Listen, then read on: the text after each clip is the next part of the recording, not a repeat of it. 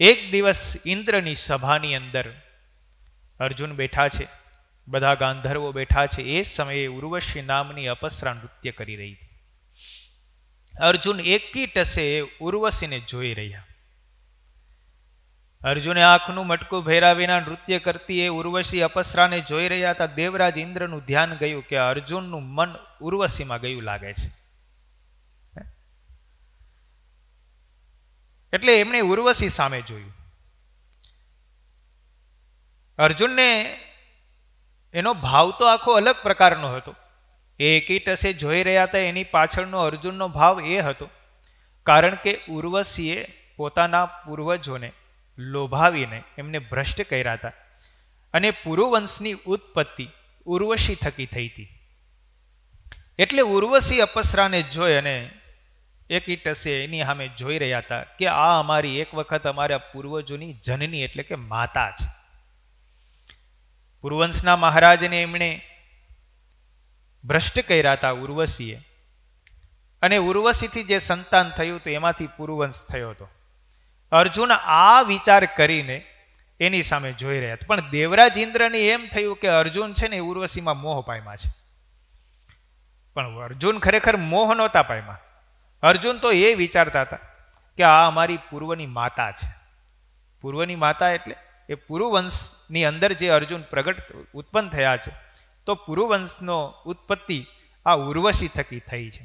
એટલે માતાના ભાવથી એની સામે જોતા હતા. પણ દેવરાજ ઇન્દ્ર થોડુંક ઉલટું સમજ્યા. એટલે દેવરાજ ઇન્દ્રએ ચિત્રસેનને કહ્યું, એકાંતમાં બોલાવીને, કે અર્જુનની દ્રષ્ટિ ઉર્વશી ઉપર ગઈ છે. એટલે ચિત્રસેનને કીધું કે તમે ઉર્વશી પાસે જઈને કહો કે અર્જુનની સેવામાં જાય. અર્જુનની સેવામાં જાય. પણ ઉર્વશી હતી ને, એ ઉર્વશીને પણ અર્જુન જે દિવસથી સ્વર્ગમાં આવ્યા એનું રૂપ જોયું, એનું શક્તિ સામર્થ્ય જોયું, એની લાવણ્યતા જોઈ, એટલે અર્જુનમાં ઉર્વશી મોહ પામી હતી. ઉર્વશીને જોતું હતું અને ઇન્દ્ર દ્વારા, ચિત્રસેન દ્વારા મારફતે આ વાત આવી કે તમે અર્જુનની સેવામાં જાઓ. એટલે ઉર્વશી તો બહુ રાજી થઈ. એટલે ઉર્વશી ચિત્રસેનની આજ્ઞા લઈ અને ચિત્રસેનના કહેવાથી અર્જુન જ્યાં એકાંતમાં હતા ત્યાં અર્જુન પાસે ગયા અને પોતાના હાવભાવ દેખાડવા લાગ્યા. અર્જુને જોયું કે આ ઉર્વશીની અત્યારે મનોવૃત્તિ સારી નથી. ઉર્વશી અર્જુનના રૂપને જોઈ એકાંત સ્થળ જોઈને કામાતુર થઈ અને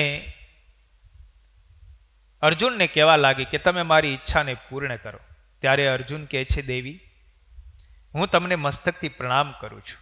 હું તો તમારો સેવક છું. હું તમને તમારામાં મારી માં કુંતી અને માદ્રીને જોઉં છું. હું તમને મા તુલ્ય સમજી શકું. તમે દેવરાજ ઇન્દ્ર મારા પિતા છે. તમે એમને નૃત્ય અહીંયા કરીને રાજી કરો છો, માટે આ સ્વર્ગના જેટલા પણ સ્ત્રીઓ છે મારા માટે મા તુલ્ય છે, બેન તુલ્ય છે. ઉર્વશી કહે છે, અમે કોઈની અપસરાઓ હોય, કોઈની પત્ની નથી હોતી, કોઈની બેન નથી હોતી. ઉર્વશા તો કેવળ એક કામાતુર વ્યક્તિઓને પ્રસન્ન કરવા માટેનું પાત્ર હોય છે. ઉર્વશીએ કહ્યું કે તમે મારી ઈચ્છાને પૂર્ણ કરો. અત્યારે હું અત્યંત કામાતુર છું. મારી મનોકામનાને જો તમે પૂર્ણ નહીં કરો તો હું તમને શ્રાપ આપી દઈશ. અર્જુને હાથ જોડ્યા. અર્જુને કહ્યું કે હે દેવી, હું તમારામાં કેવળ માને જોઈ શકું, પણ હું તમારામાં પત્નીને કે મારી ઈચ્છાને પૂર્ણ કરનારી સ્ત્રીમાં એવો ભાવ ન કરી શકું. તમે વિચાર કરો, એકાંત સ્થળ છે, છતાંય અર્જુનને સામેથી ઉર્વશી જેવી સ્ત્રી આવી, પણ છતાંય અર્જુન કેટલા મક્કમ રહ્યા. અર્જુન ખરેખર અર્જુન છે. એ કોઈનામાં પણ લેવાય એવા નથી. એ અર્જુનની નિષ્ઠા જોઈ અને ઉર્વશીની ઈચ્છા પૂરી ન થઈ એટલે ઉર્વશીને ક્રોધ ચડ્યો. ઉર્વશીને ક્રોધ ચડીને ઉર્વશી શ્રાપ આપવા લાગ્યા. એ કહેવા લાગી કે તમે મારી ઈચ્છાને જો પૂર્ણ નહીં કરો તો હું તમને શ્રાપ આપું છું. અર્જુન કે તમારે બીજી જે ઈચ્છા હોય તે મારી પાસે માગી લ્યો, પણ તમારી ઈચ્છાને તો હું પૂર્ણ નહીં જ કરું. એટલે ઉર્વશ્રીએ ક્રોધમાં આવીને અર્જુનને શ્રાપ આપ્યો કે તમારે સ્ત્રીઓમાં નર્તક બનીને હવે રહેવું પડશે.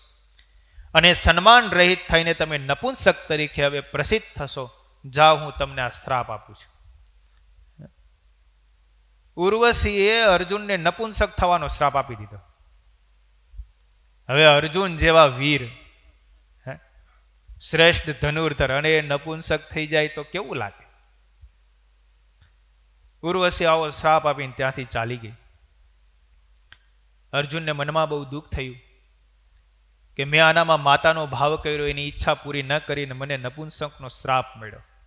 હવે શું કરવું? તરત અર્જુન દેવરાજ ઇન્દ્ર પાસે ગયા, બનેલી ઘટનાની વાત કરી. કહ્યું કે ઉર્વશીએ મને શ્રાપ આપ્યો છે, નપુંસક થવાનો, એક નર્તકી થવાનો મને શ્રાપ આપ્યો છે. મારી ઉપર કંઈક કૃપા કરો. અહીંયા ઉર્વશીએ કીધું મારો શ્રાપ તો મિથ્યા નહીં થાય. એટલે દેવરાજ ઇન્દ્રએ કીધું ભલે તારો શ્રાપ મિથ્યા ન થાય, પણ એની મર્યાદા તો તું બાંધી શકીશ ને? તો કે હા, હું મર્યાદા બાંધી શકું. દેવરાજ ઇન્દ્રએ કીધું તો 1 વર્ષની મર્યાદા બાંધી દે. એટલે ઉર્વશીએ કીધું કે મારો જે શ્રાપ છે તે 1 વર્ષ સુધી ચાલશે, પછી નહીં. દરરોજ કથા તથા સત્સંગનો લાભ લેવા અમારી ચેનલ દીક્ષાધામ લાઈવને લાઇક, સબસ્ક્રાઇબ અને બીજા હરિભક્તો લાભ લઈ શકે તે માટે શેર કરવાનું ના ચૂકશો. જય સ્વામિનારાયણ.